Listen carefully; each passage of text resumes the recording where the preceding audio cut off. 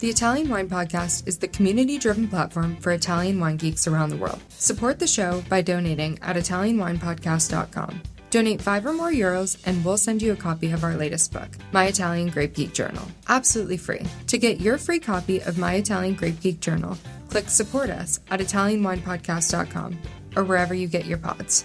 Grazie mille. Welcome to Masterclass US Market with me, Juliana Colangelo. This show has been designed to demystify the US market for Italian wineries through interviews with experts in sales and distribution, social media, communications, and so much more. We will quiz each of our esteemed guests at the end of each episode to solidify the lessons that we've learned. So sharpen your pencils, get out your notebooks, and join us each week to learn more about the US market.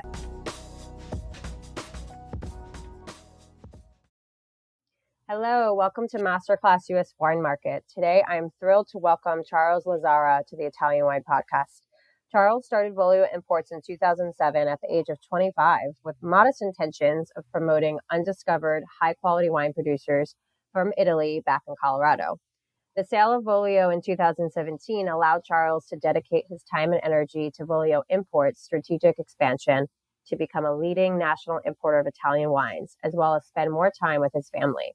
As the founder and CEO of Volio, Charles is always out networking with customers, wholesalers, and engaging with Volio's network in Italy of 30 plus wineries. Welcome to the show, Charles. It's so great to have you here. Thanks for having me. Of course. So 25. Wow, that's quite young to start your own import and distribution company. Tell us a little bit more about what led you to starting Volio at the age Ignorance of 25. is bliss, right? Sometimes it's better not to know what you're getting into. I started Volio basically, it's a byproduct of living in Italy. I was a student abroad in 2002. I turned 21. My mom and dad came to visit me. I was living in Florence.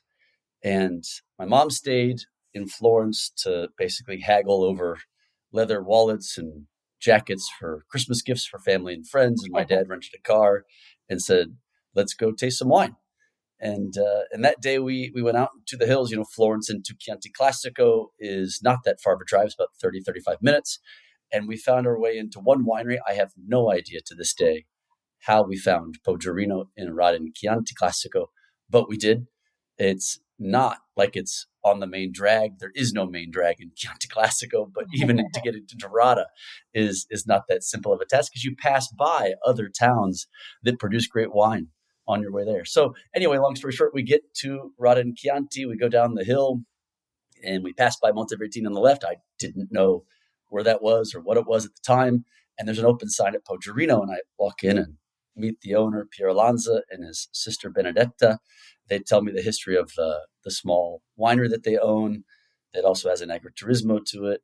I just fell in love with the history of the property. Then I tasted the wines and I literally had this eureka moment and I said to myself, if all wines are this good, this would be a really cool thing to do. And I said that out loud to my dad when we were in this little gravel parking lot that's about got enough space for Piero's car, his sister's car, and then one more car. And that happened to be ours that day.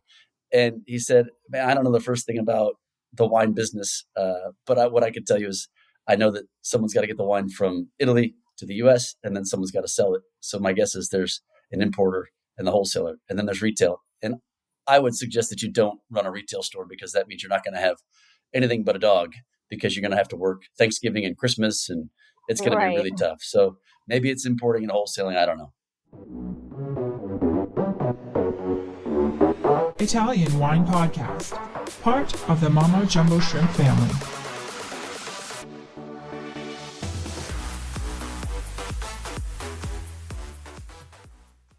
I said, okay, cool.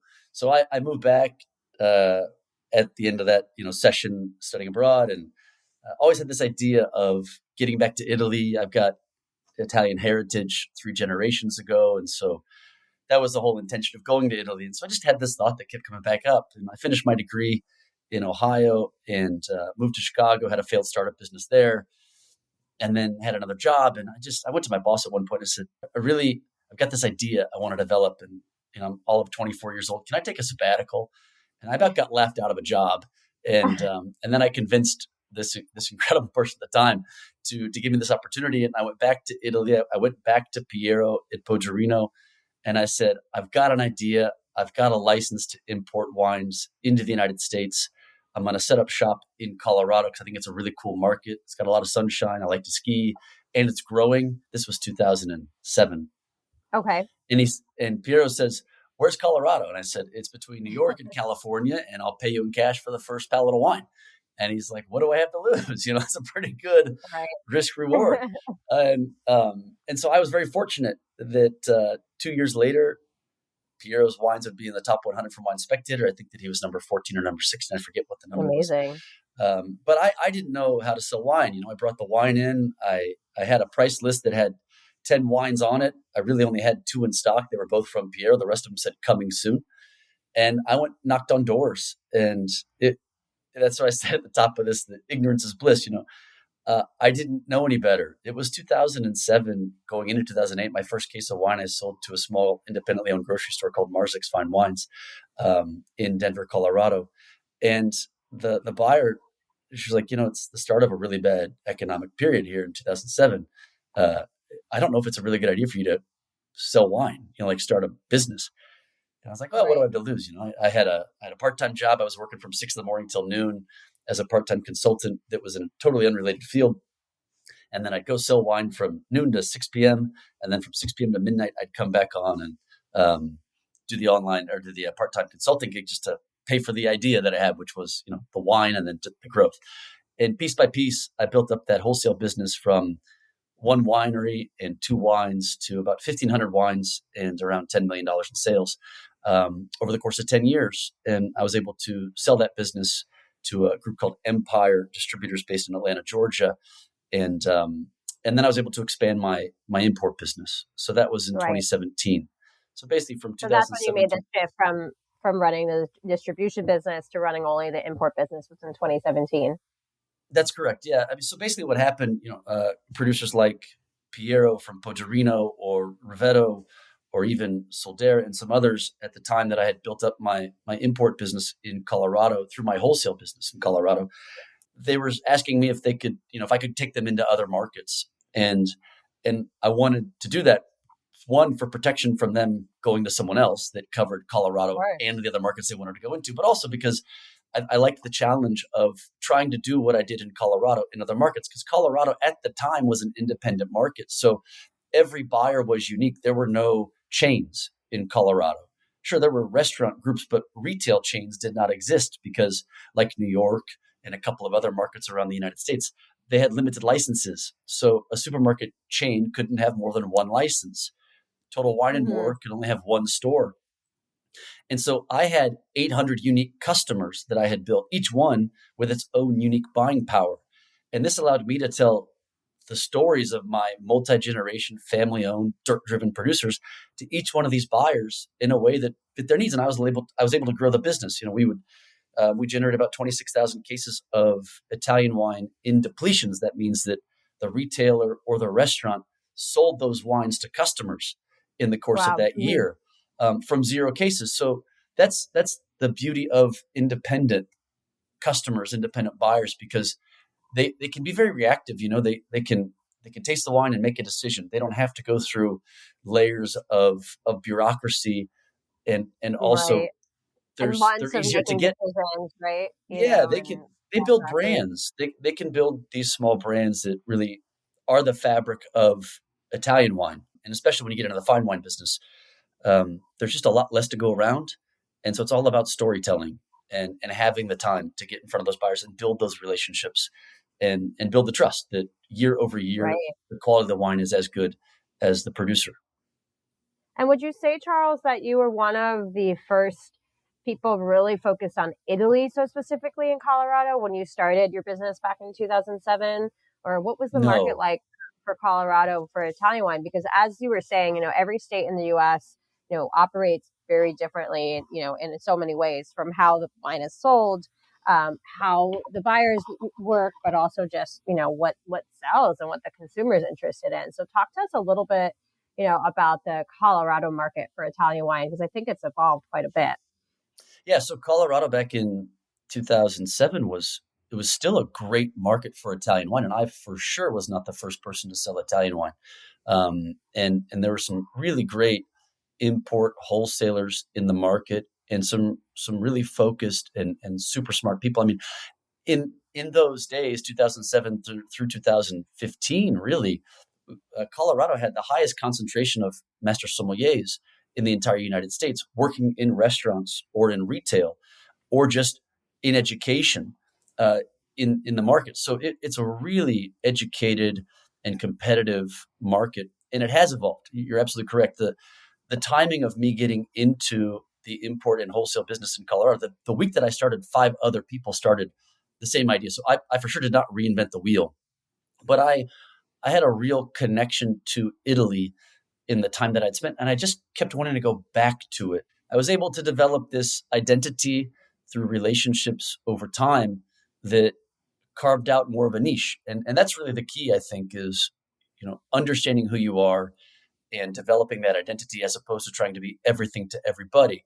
And Right. so you had these great restaurateurs like Bobby Stuckey, who started Frasca Food and Wine in the early 2000s. You had the Little Nell. You have these great accounts that were up and down the Front Range, which is Denver, Fort Collins, Boulder, and Colorado Springs, into the mountains of Aspen, Telluride, Vail, et cetera. So there's just so much opportunity and different types of customers. And that was the exciting part about it. It's because as more development came into Denver, more restaurants popped up. So you might have 40 new accounts over the course of 4 months, just from restaurants going into new construction in downtown Denver and the surrounding suburbs. So again, my timing was fortunate. And then it's all just how hard do you work, right? So if you're out there and the wines are good and your pricing is good and you're able to build relationships and sustain them, then there's a market there. So yeah, I think the quality of the wines were great. But there was a tremendous community that supported my growth and still today supports the wine growth, fine wine, education, service. It's a really great market in Colorado. Yeah. Yeah, definitely. I think, especially, since the pandemic, Colorado too, as we saw people move, to more mountain towns, vacation towns like Aspen suddenly became full-time residences for people who were working remotely. And you saw, I think, the shift in terms of people moving out of some of the bigger cities and into some of those areas. And I feel like Colorado's a market that really benefited from those trends and continues to thrive in that way. So becoming a much more important market for Italian wine in general, like you were saying. But Colorado's, it's extremely relevant in the Italian wine market. It's extremely relevant in the wine market. I mean, I had the Kermit Lynch portfolio of French wines, and I had a really great portfolio of California wines, and Washington State wines, and Spanish wines as a wholesaler. So you learn a lot about, how the consumer engages those different categories of wine, which over time helped me be a much better importer of wines because you know the market and you know how independent markets work. And the real big transition is when you go from one buyer for one store who could be really important to your business to one buyer buying for 50 stores or 500 stores. How much that changes the landscape of the U.S. market for one winery or for one category of wine. It's really incredible to move from independent markets to regional and national restaurants and retail groups. It's really quite fascinating. Yeah, absolutely. And, Charles, we're going to talk more throughout this interview about the importance of really not just understanding the U.S. market when a producer, supplier is looking to enter this market, but understanding the nuances behind the different states and really focusing based on what you're selling on specific markets. So, let's talk a little bit about that and Volio specifically. What do you think Volio is doing differently than other U.S. importers of Italian wine? Well, I think that one of the things I learned, really the most important takeaway from my life as a wholesaler, was understanding the difference of being a benefit or a burden to a customer. And that was one of the biggest takeaways that I've tried to apply to the growth of Volio Imports and our expansion as a national importer. And what I mean by that is simply, if I'm a burden to a customer, whether that means bad customer service, poor communication, my pricing is not consistent around the U.S. network, then all of a sudden I'm taxing them, right? I'm asking them to do more for me than I'm doing for them. And that makes my wine not taste as good. It makes my wine look more expensive, and it makes me seem expendable, as opposed to trying to be of benefit to them, constantly focused on how do I provide meaningful communication? How do I provide consistency in terms of pricing year over year so I can build a brand inside the footprint of either that customer or within the landscape of that category, and really engage loyalty in a customer? Because remember, Italy especially drives exploration. If you're a US consumer engaging in Italian wine, you're really adventurous. And you Definitely. have to honor that. You have to really understand the customer. There's very little brand loyalty inside European or specifically in import wines from Italy, because customers, we're asking a lot of them to know as much as we think they should know about the Right. wine. The labels are intimidating. The category itself, Chianti Classico, Brunelli di Montalcino, Vino Nobile di Montepulciano, all of them have the base Sangiovese in it, but no one category or no one subzone should or does taste the same. Right. And so then you get into the conversation of terroir. Well, how do you help a customer identify what Gaiole tastes like compared to Radin Chianti, compared to Brunello di Montalcino? That's a lot to ask. And so you do drive the customer to want to explore more of those categories. They tend to look at the category of Italy as a branded house more so than a house of brands. What do you like to drink? I love Chianti Classico. Oh, what brands you like? I just love Chianti Classico. And Right. so helping customers understand that's how we need to look more at listening and then being a benefit to them, as opposed to pushing information on them. And that's the biggest thing that Volio is doing in the market, is trying to understand how to better engage our customer and how to move that forward, because Italy's the long game. France is the long game. European Definitely. import, right? It's a knowledge-based platform, so it's not transactional. Right. People that are either young, already engaged in wine, and have disposable income and want to spend on a category that they trust, they're still looking for information. And the baseline of all that information is authenticity in the story. So they don't want to buy just the label. They want to learn about the family or the history of the property, or what makes this wine stand out that makes me want to drink it and then come back and buy it again. Right. So being, like you said, Charles, that importance of being the best possible partner to your customers as you can, by speaking their language, breaking down the knowledge for them, working with them to really better understand the category, since even us in the wine industry know how complex the Italian wine category is. I mean, that, I think, is what I'm really taking away from what you're saying. Yeah, and it's both sides of it, right? So it's our job, because we're in the middle of the Right. relationship. I have to be able to communicate to our winery suppliers, so the producer of the wine, what's going on in the U.S. market. And the U.S. market is not one market; it's 50 different markets. Because Of course. even if you're a national importer, you might only really be a regional importer for any one brand. Because if I'm successful in Arizona, Texas, Southern California, and Colorado, that may mean more to one producer than being really well distributed, but in small numbers across the United States. You know what I mean? So if they only make 3,000 cases of wine, and I can build a market for them in the Southwest corner of the United States, they still have a great brand in the US. It Right. just doesn't mean that they're going to be in every Michelin star restaurant. They don't need to be, right? They can still be successful in the United States without having to be on every list in every state. And that's really, I think, one of the most important things in our role, is communicating with them how we're going to get there and how long it might take. Because if you get fortunate, if you work really hard and build success in a market, as opposed to trying to replicate that success in every market, you need to pick markets that behave similarly, right? Right. So if you're doing well in Arizona, what other markets look and act and feel like Arizona? Okay, let's figure out those markets and then build in those like you did in Arizona. And meanwhile, test other strategies in Austin, as opposed to trying to apply the same math in Austin you do to Dallas and Houston. Those three cities are very different.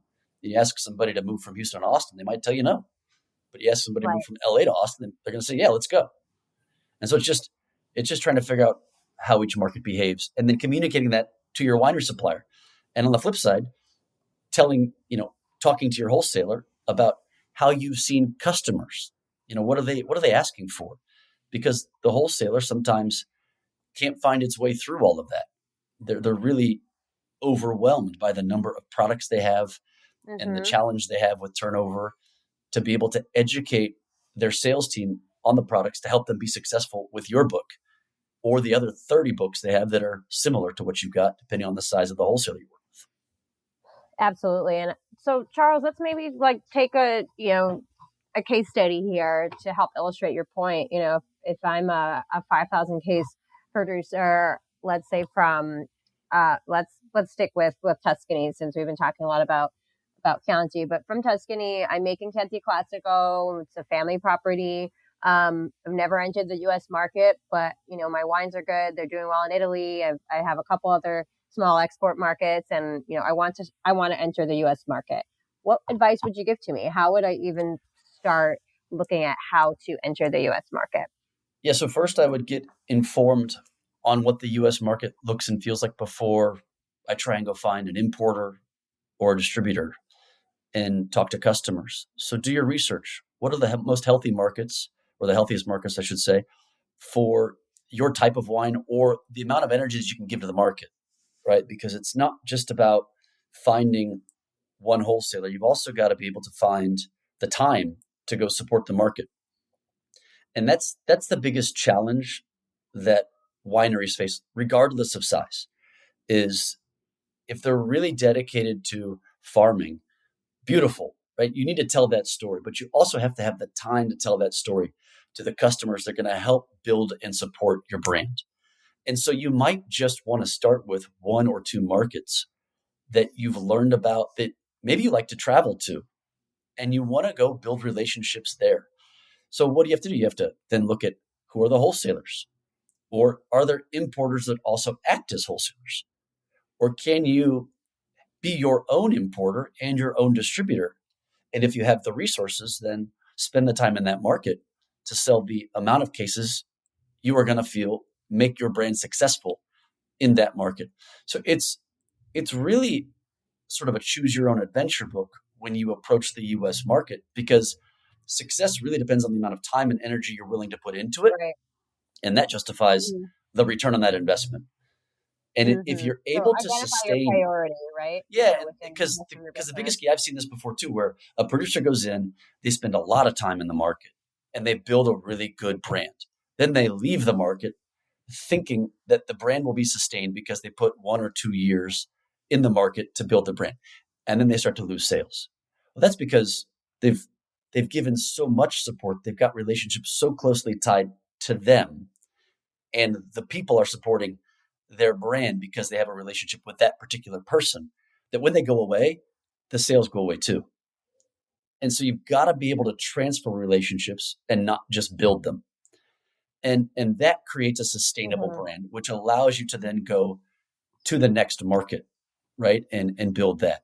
So and when you say transfer the relationships, what do you mean by that exactly?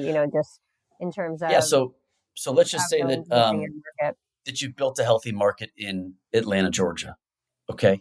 And you've identified that market and you've got a great wholesaler, but you're spending 10 days every 3 months in the Georgia market to help build it out.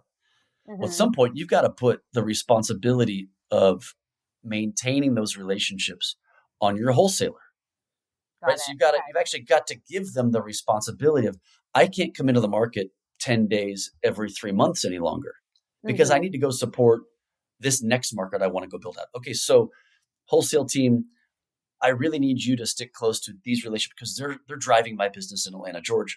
I need you to do retail tastings, put on a wine dinner. I can still support virtually, but these are the things that really make this business hum with these 15 or 20 customers.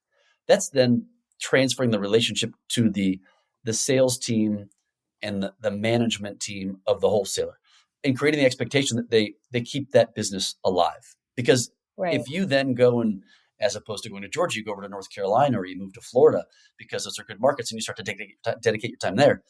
Something's got to keep that business going, right? And so that's where you need, in this case, Volio as an importer to do that job, or the wholesaler to do that job. Someone's got to maintain those relationships, right? And so that's part of building the brand. And that's one of the most critical parts or nuances to the U.S. market is sustaining it, not just building it. Yeah, absolutely. And I think I think is so critical, Charles, from what the advice you gave is that focus, right? And you don't always have to be, especially if you're a 5,000 case brand, a national brand. You also don't have to be in New York and Florida and Texas. And there are some great regional markets that might be worth investing and really building and investing in your partners and your wholesaler there to really sustain your brand long term. I mean, that's kind of what I'm taking away from what you're saying. Yeah, producers really they need to get invested in education before they invest resources, time, and energy into any one market. Mm-hmm. And if they're able to sequentially build the market, as opposed to expect that when they hire a national importer or a regional importer, or get hooked up with 4 or 5 distributors, that it signifies some sort of instant success or automatic build. That's just not how it happens. And I've seen this a lot, where a producer would come to us and we sign them up and we get them into 15 or 20 new markets. And the expectation is, okay, then I should do 10,000 cases from 2,000 cases. Well, that's just not how it works. The market is very slow to respond because the market expects that you come in, build the market, develop relationships, support those relationships, provide education, and then sustain it. And that doesn't happen in 3 months or 6 months. Right. The benefit is really long-term. If you can sustain it and build it over time, you've got a healthy brand. And for most producers that are looking long-term, they've got patience and focus. Mm-hmm. It's those that look to the U.S. and see this evergreen possibility in terms of, I've always wanted to do $1 million in the U.S. Okay, but there's no one customer that can give you that tomorrow. And if they do, they can also turn it off the day after tomorrow. And that's as much a risk as it is a reward, right? So that's where people get into trouble. I've got this really great relationship. Can you help me expand? Well, yeah, I mean, great. You sold some wine to Costco. It's a great customer, but that's also going to turn off a lot of other regional, national, or independent retailers that can't compete on price. So you get great volume, but you're not necessarily building a brand. You're building volume. Right. And they might not buy the next year if you don't get 90 plus points or sustain the relationship. It's not that fast. And that's the danger. Right. Absolutely. It's not just about moving the product. It's about building the brand. And you have to think about those things together, right? And in conjunction. Absolutely. And, Charles, as we wind down this episode and we're learning so much from you, thank you for sharing all your advice and your insights. I think there's some just really valuable advice in this episode, but I would love to hear a little bit more about your business with Volio and what the future is for Volio and kind of what's on the horizon for you right now, March 2024. So one of the most exciting things about Volio for me is the ability for me to look long-term and not think about the next 12 months, 24 months, or 36 months, because I need to provide a sustainable next generation solution for our producers that have children coming into the business and might be phasing out their role running the winery, or be just concerned about the risk of the U.S. market, because there's been so much that has happened over the past 4 years, let alone over the past 10 or 15, as the U.S. wine market has really developed. And so Volio's job is to provide a positive outlook and a stable outlook for the U.S. network. And that's where you can build a brand. And so that's the most exciting thing for me, and potentially what Volio is doing differently. I look back at the history of great Italian wine importers like Mark de Grazia or Leonardo Locascio when he first started Winebow. And I think that in the U.S. market today, there's a lack of that focus, because most of my colleagues, to their benefit, are spread out, right? They've got France, Italy, Spain, and domestic in their book. Volio is really focused on just Italy at a national level. Right. Mm-hmm. And to me, that provides what we refer to as Volio DOCG, right? Mm-hmm. We want to give identity. We want to give depth. We want to provide benefit to our producers, but also be looked at as a reference for our customers so that when they think of Italy, I hope that they'll think of Italy and Volio in the same sentence. Right. And if we're able to accomplish that with our independent buyers, some key regional buyers, and some key national buyers, we've got a really great place to build a brand for some of our Italian wineries. And that's sustainable over the long term. And that's the future of Volio. That's what gets me going every week and has me excited about the future for us. Tuscany is exciting and always is exciting. Brunello especially. You know, if you look at the landscape of Italian wine, this year alone, they may seem like small numbers, but they're actually quite big. Brunello di Montalcino is up 4%. IG Tuscany is up 3.5% in on-premise, right? Chianti Classico is up 2.5% in the on-premise. You're talking about 27,000 to 45,000 placements in the on-premise for any one of these three categories across the United States. And so when you're looking at 10,000 accounts for the brand, but the number of placements is quite broad, there's a lot of people asking for Sangiovese. There are a lot of people asking about new categories. And for anyone in quality wine, like that's the most exciting thing. You build brands in the on-premise. And I think that that's sort of a return to the classic side of the wine business, is getting in front of sommeliers, getting in front of the wait staff, you know, the servers, and providing education so that they can get excited and engage tableside, because every Italian restaurant in the United States today has one mission, and that is to provide an authentic Italian experience tableside. And so you do that through really cool categories like Marsala, or we've got Florio Marsala, telling this really cool story about that brand. We're talking about Brunello di Montalcino and how cool these 2019 vintage Brunellos are that are coming out to the market. So there's always something to talk about, and not for, you know, there's a reason why these classic categories continue to grow within the landscape of Italy. Yeah, and I think there's that education opportunity, like you said, Charles, right? For the people working in the on-premise, you know, the sommeliers, of course, but even down to the wait staff who's tableside, the education, not just of the product, but of the Italian lifestyle, of the consumption of the product. Like, how do we drink an Amaro? How do we drink a vermouth? When do we drink these wines, and what occasions are they pairing with? You know, we think about like the success of the Aperol Spritz, right? Because it tied to an occasion that evoked the emotion of relaxation, hanging out on the patio, rooftop, but just that kind of moment of joy after a long day of work. And we taught Americans like the art of the aperitif through that. And I think with Italian wine, we have those opportunities too, to teach them the art of dining, the art of these various categories, and how they can really create a whole cohesive meal and experience. Yeah, I've lived in Italy for the past 2 years, and I live in the area where the Spritz was born, up in the Northeast in the Veneto. And I'm telling you, you'll see people drinking a Spritz at 10 in the morning. I love that. If it's the summer, I was going to meet with a buddy. It was 9:30, and I said, let's go get a coffee. He goes, coffee? It's almost 10. Let's go get a Spritz. And just the way that the people enjoy a Spritz or wine in general, it's at lunch and you have a glass of wine.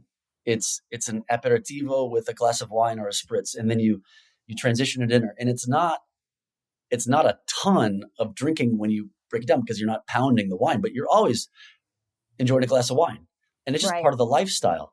And it's a really beautiful way to look at wine, not as a luxury, not as this really stuffy category of people that maybe a lot of our new wine drinkers don't identify with. It's fun, it's engaging, it's dynamic, it's youthful, it's all the time. That's again, you come back to the exploration of wine. You know, you can go try a Gewürztraminer because it's $4 a glass somewhere, and you're like, "Oh, that's cool. I've never had one of those." And then you can go drink a glass of Franciacorta and pay $12 and be like, "Oh, this is delicious." Right? When we start to do that in the United States and start to think about wine as food, you're going to ask questions about how is it made, where's it from, you know, and then why should I drink it? And that's where you lean back into, that happens in the on-premise, that happens in restaurants, because that's where customers are okay being vulnerable, asking questions, right? They want to know what's new and it's they part of want the to learn. experience too, to learn, right? More so than retail where you're getting in and out, on your grocery list or your shopping list, depending which state you're in again, right? Whether you're buying your wine in a grocery store or a wine store. But Charles, as we wind down, we like to do our rapid fire quiz on every episode of Masterclass US Wine Market. So if you can do your best to answer these questions succinctly in 1 or 2 sentences. Question number 1, what is your number 1 tip for mastering the US wine market? Know that you don't have to be everywhere to be successful in the US. So define success before you go in. Great. And number 2, what is something you might have told your younger professional self about selling Italian wine in the US? Although you were quite young when you started, but maybe some advice you might have given to yourself back then when you were just getting off the ground. Stay focused. As you get to know the category or get to know the business, a lot of opportunities come your way that can spread you way too thin, way too fast. And stick to your guns. Know what you're good at, stay focused, and be patient. Know what you're good at, stay focused, be patient. Great advice. And finally, we all travel. Sounds like you're probably traveling a lot between Italy and the US these days. What is your favorite travel hack? Well, I guess when it's doing market work is own your own schedule. So I'm an importer, so I work with wholesalers and then get to customers. And my travel hack for anyone on the supplier side going into work and market is set your own schedule. Don't let your wholesaler set your schedule, because very good advice. You want that freedom. So rent your own car would be the travel hack. Yeah. We could probably do a whole episode on that, Charles, supplier visits and working with distributors, maybe next time. Well, thank you so much, Charles, for joining me today on the Italian Wine Podcast. How can our listeners connect with you? Well, we're on the internet, as everyone is. So Instagram, come check us out. Volio Imports, same thing on LinkedIn or volioimports.com, and come check out our producers. But find us on Instagram. We've got some really great content there. Email me, call me, do whatever you got to do. But I would say lean on Instagram, because that's what the kids are doing these days. Absolutely. All right. Thank you again, Charles. It's great to have you here today. Thanks a lot. Really appreciate it. Thank you for joining me today. Stay tuned each week for new episodes of Masterclass US Wine Market with me, Juliana Colangelo. And remember, if you enjoyed today's show, hit the like and follow buttons wherever you get your podcasts.